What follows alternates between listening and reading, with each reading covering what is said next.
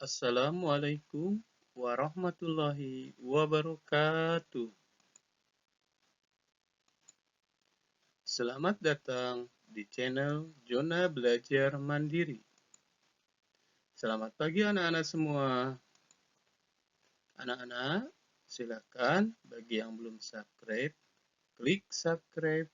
Jangan lupa pijit tanda lonceng agar anak-anak semua bisa mendapatkan update kiriman video pembelajaran dari admin. Baiklah anak-anak, pada hari ini kita akan melanjutkan pembelajaran tema 8, subtema 1, pembelajaran ketiga. Ayo membaca. Ayo kita ingat kembali tentang negara tetangga Indonesia. Lalu, bagaimana dengan kondisi sosial budayanya? Apakah sama dengan kondisi sosial budaya di Indonesia atau berbeda? Ayo kita baca informasi tentang keadaan sosial budaya di negara Singapura. Singapura termasuk negara dengan penduduk yang padat. Sebanyak 80% rakyat Singapura tinggal di rumah susun. Penduduknya terdiri atas etnis Tionghoa, Melayu, dan India. Rakyatnya menganut agama Buddha, Islam, Kristen, dan Tao. Penduduknya berbahasa Inggris, Mandarin, Melayu, dan Tamil. Rakyat Singapura sangat disiplin dalam masalah kebersihan. Singapura menjadi negara paling bersih di Asia. Singapura banyak dikunjungi para wisatawan. Mereka ingin berbelanja di Singapura. Baiklah anak-anak, lakukanlah analisis sederhana tentang hubungan keadaan geografis negara-negara tersebut dengan keadaan sosial budayanya. Kali ini silakan anak-anak semua analisis tentang hubungan geografis negara Singapura dengan kondisi sosial budaya. Tuliskan analisis yang kalian dapatkan pada buku catatan kalian masing-masing. Perhatikan infografis yang disajikan di bawah ini. Infografis ini bercerita tentang manfaat konservasi alam, di mana konservasi alam dapat bermanfaat untuk 1. Melindungi kekayaan dan menjaga ekosistem alam. Yang kedua, melindungi spesies flora dan fauna. 3. Menjaga kualitas lingkungan. 4. Mencegah kerusakan dan pencemaran lingkungan yang mengakibatkan bencana. 5. Menghadirkan kehidupan yang lebih baik bagi masa depan. 6. Untuk menyelaraskan kehidupan manusia dan lingkungannya. Dan yang ketujuh, pemanfaatan lingkungan yang baik dan bijaksana. Silakan anak-anak, buatlah peta pikiran manfaat konservasi alam sesuai dengan bahasamu sendiri. Kalian bisa menuliskan pada buku catatan kalian masing-masing.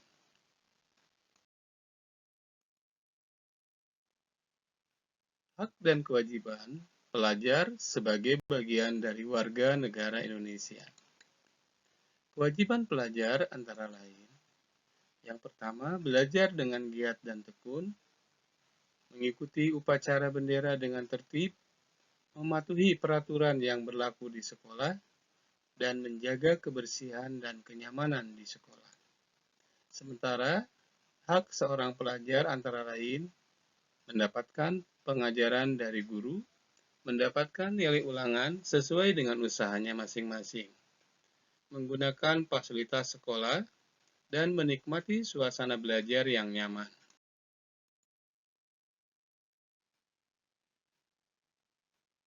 Infografis tentang sampah Jakarta diambil dari berbagai sumber, hasil riset Waste for Change and data Dinas Kebersihan DKI Jakarta.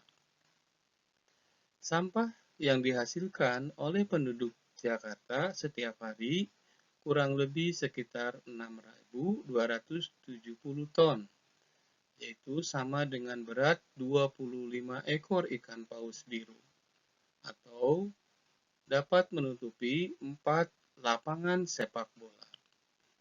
Adapun komposisi sampah setiap orang per hari yang dihasilkan yaitu antara lain sampah organik sebesar 54%, kertas 15%, plastik 14%, dan kaca, logam, serta lain-lain sebanyak 17%.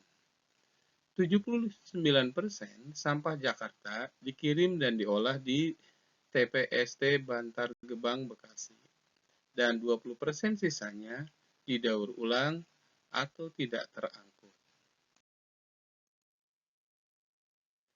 Dampak dari sampah yang dihasilkan bagi kesehatan antara lain hasil pembakaran sampah yang mengandung klorin dapat menghasilkan 75 jenis zat beracun lain, sehingga dapat mengakibatkan berbagai macam penyakit bagi manusia. Kemudian, binatang yang suka mengelilingi sampah seperti lalat dapat menjadi media penyakit. Baunya yang menyengat dapat menyebabkan penyakit paru-paru. Dampak pada lingkungan antara lain cairan yang dihasilkan sampah dapat mencemari lingkungan seperti air dan tanah. Selain itu, rata-rata tiap 1 ton sampah padat menghasilkan 50 kg gas metan. Gas metan mempunyai kekuatan merusak hingga 20 sampai 30 kali lebih besar daripada karbon dioksida yang berada di atmosfer dalam jangka waktu sekitar 7 sampai 10 tahun dan dapat meningkatkan suhu sekitar 1,3 derajat per tahun. Dalam segi estetika, tempat pembuangan sampah terakhir Bantar Gebang yang kondisinya sudah tidak mampu menampung sampah warga Jakarta yang selalu meningkat setiap tahun. Sampah berkontribusi dalam masalah banjir di Jakarta. Seperti kita ketahui, pada tanggal 21 Februari 2005, tempat pembuangan akhir Lewi Gajah meledak. Setelah diguyur hujan deras selama 3 hari, ledakan ini menyebabkan 2,7 juta meter kubik sampah longsor sejauh 1 km dalam hitungan menit. Lebih dari 140 jiwa meninggal dunia dan 69 rumah rusak parah. Dan sekarang, setiap tanggal 21 Februari diperingati sebagai Hari Peduli Sampah Nasional. Untuk menanggulangi banyaknya sampah masyarakat, maka diperlukan peran masyarakat. Antara lain, diapakan sampahmu? Yang pertama, dibuang dan ditumpuk sebesar 74%, dipilah 19%, dan dibakar 2%.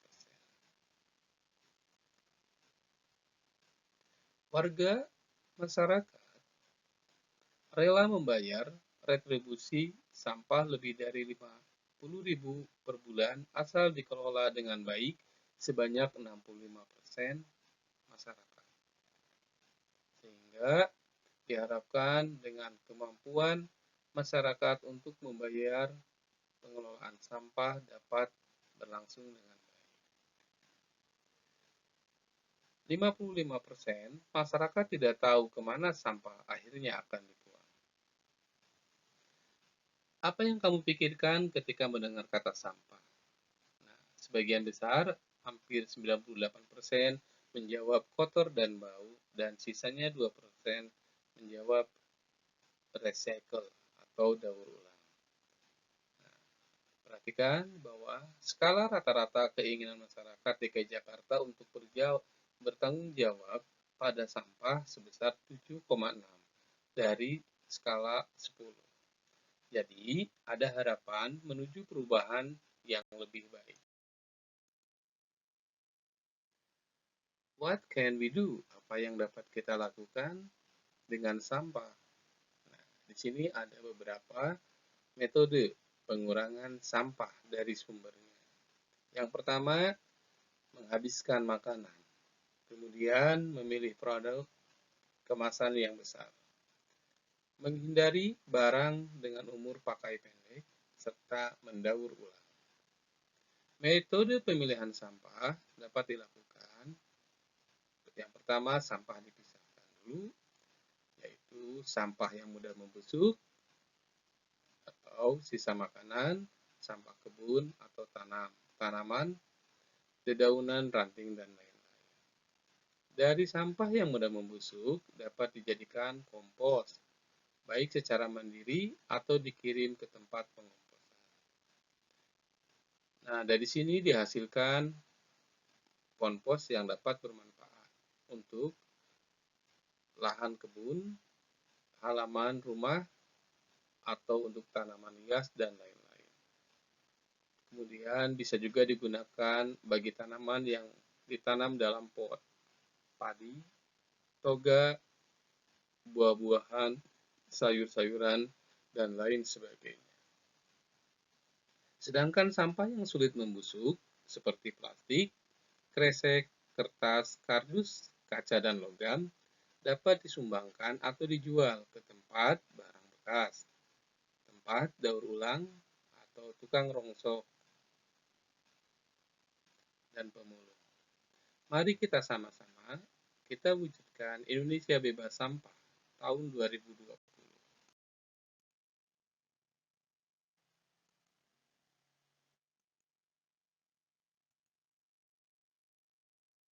Hak dan kewajiban dalam menjaga kebersihan dan kesehatan lingkungan antara lain, menjaga kebersihan lingkungan harus dilakukan dimanapun kita berada.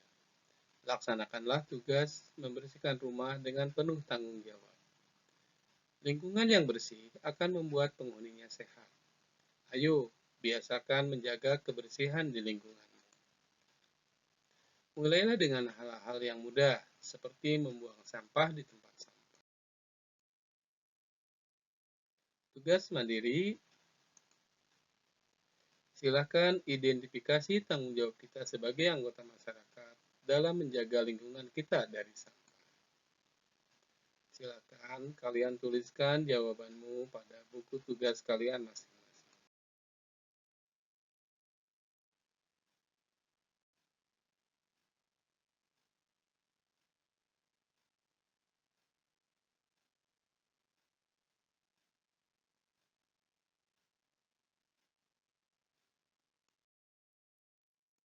Baiklah anak-anak, pembelajaran hari ini telah selesai. Jangan lupa kerjakan tugasnya dengan baik. Sampai jumpa kembali di pembelajaran berikutnya di tempat dan lokasi yang sama. Jona Belajar Mandiri Channel. Terima kasih. Wassalamualaikum warahmatullahi wabarakatuh.